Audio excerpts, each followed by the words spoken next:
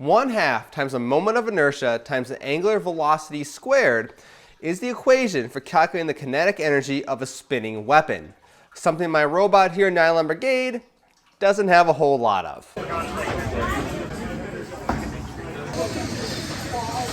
Let's fix that. I am going to solve this problem with the demon magic. Now, contrary to popular belief, brushless motors, which power most of the weapon systems in robots, are things that don't exist entirely in the real world. They're actually powered by an infinite supply of demon magic, and they only kind of approximately follow the laws of physics. That's why their equations are so kind of screwy and confusing. So in order to have a more powerful combat robot, the solution is simple. Put a bigger demon magic engine in there, and that's what I'm going to do.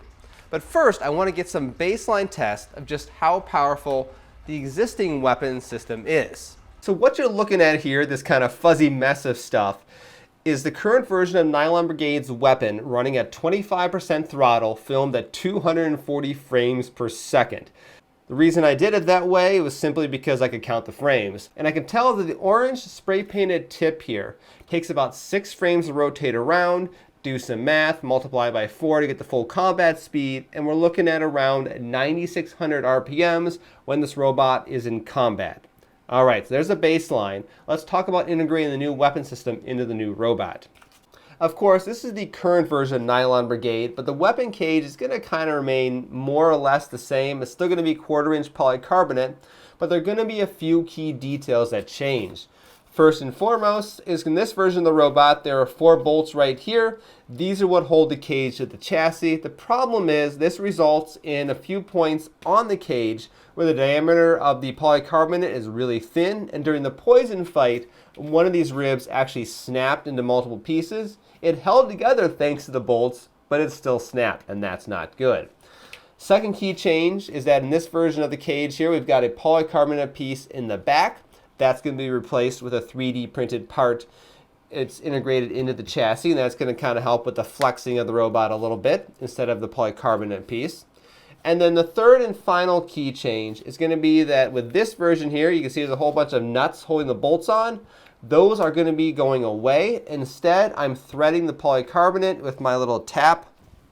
I have it sitting right here at the moment.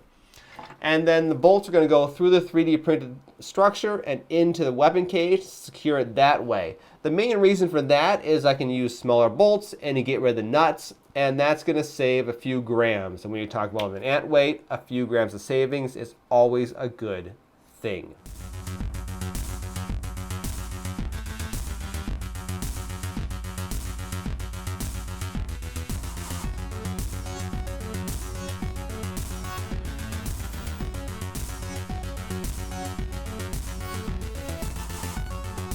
In the past, when it comes to building clean-looking machine-style parts without access to any sort of CNC machine tools, I've used a process with 3D printed templates combined with a jigsaw and then cleaning things up and finishing it all off with a palm router. However, when your piece gets smaller than the size of the base of your router, things get a little sketchy, and that process doesn't really work super great. In addition, today I'm working with polycarbonate, and I don't think polycarbonate really likes to be hit with a router. I did try the process I just described a little bit earlier with a different weapon mount from this robot, and well, there's a piece of this weapon mount somewhere on that side of the shop. I don't really know where. So my solution is I start off with a 3D printed template. As you saw just a moment ago, I traced it out. I then approximately cut it out on my bandsaw. Then I'm going to use a sanding drum on my Dremel running at a really high speed to grind down the polycarbonate piece until it lines up with the shape of the 3D printed template. Oh, and one important note while you are doing this, wear a mask unless you want to get high off polycarbonate dust, which doesn't actually get you high and just gives you cancer in the long run. So wear a mask. And just like that, I've got the new weapon cage in place. We're ready to do some testing, except that these little demon engines here, they still work to deceive us by requiring themselves to be hooked up to batteries and electronics to actually do something useful. So let me go ahead and transfer everything over from this test chassis So it's going to require a little bit of soldering and whatnot. And also I need to figure out where this wire goes, because there's a little yellow wire that's broken at the moment.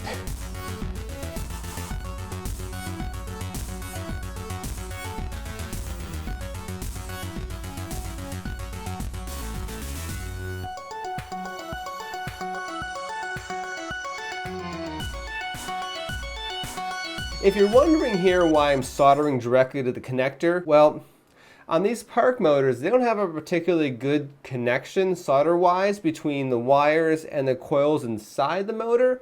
And by stripping the ends of these motor wires before, I have actually ripped wires out of said motor and obviously caused malfunctions. Also, when I'm using this little solder here, it feels like I'm slowly strangling what little bit is left of the 1990s.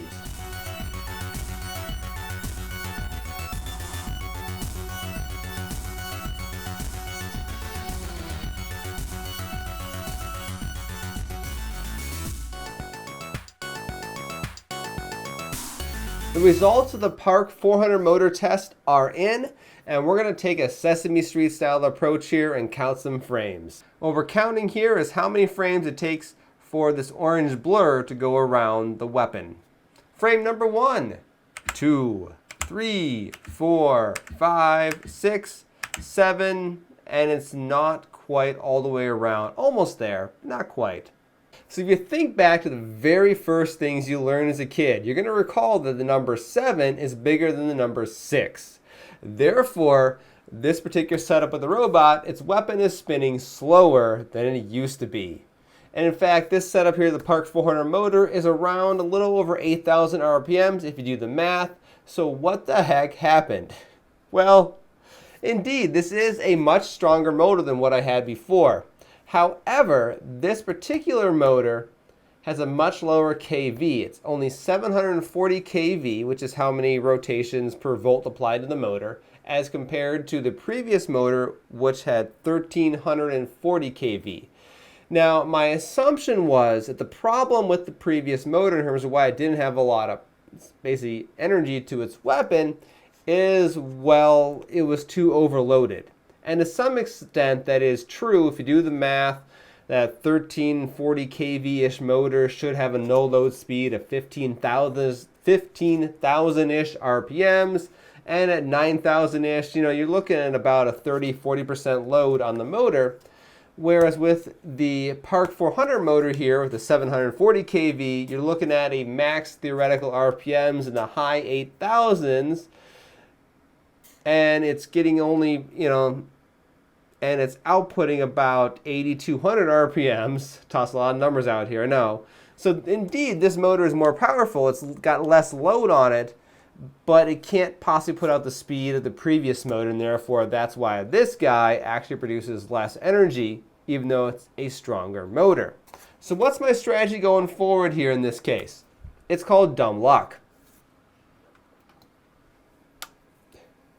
This guy right here is an old drone motor. I bought a couple of these for the very first version of Micro Flash when I rebuilt him as a Beetle weight robot, or I guess when I built him for the first time as a Beetle weight robot, because I was thinking this was a powerful motor. Even 5 years ago, this was not a powerful Beetle weight motor. But by pure convenience, this guy right here is nearly identical dimensions to the Park 400 motor. Same weight, same size, same bolt patterns all over the place, which that's not really a coincidence because they're both RC aircraft motors. But this guy here is 1100 kV, which I think will work a lot better.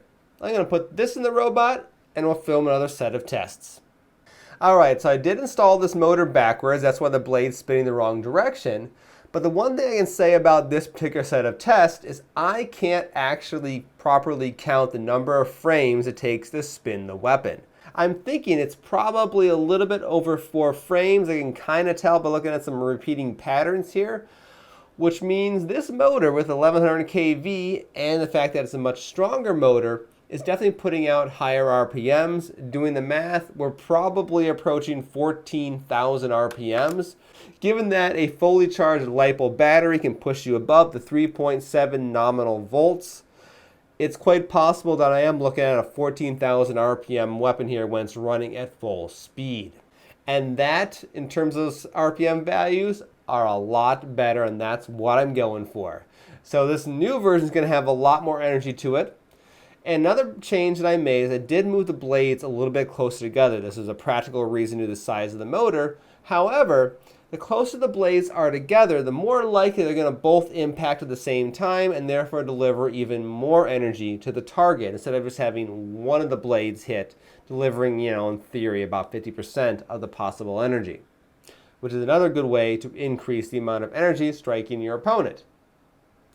However, I know you're going to want to see me wreck some stuff, but if you watch that little test video that I did earlier before I went ahead and did the test here at the Park 400 motor, you'll notice the robot isn't driving very well. It's not just because I put the motors in backwards.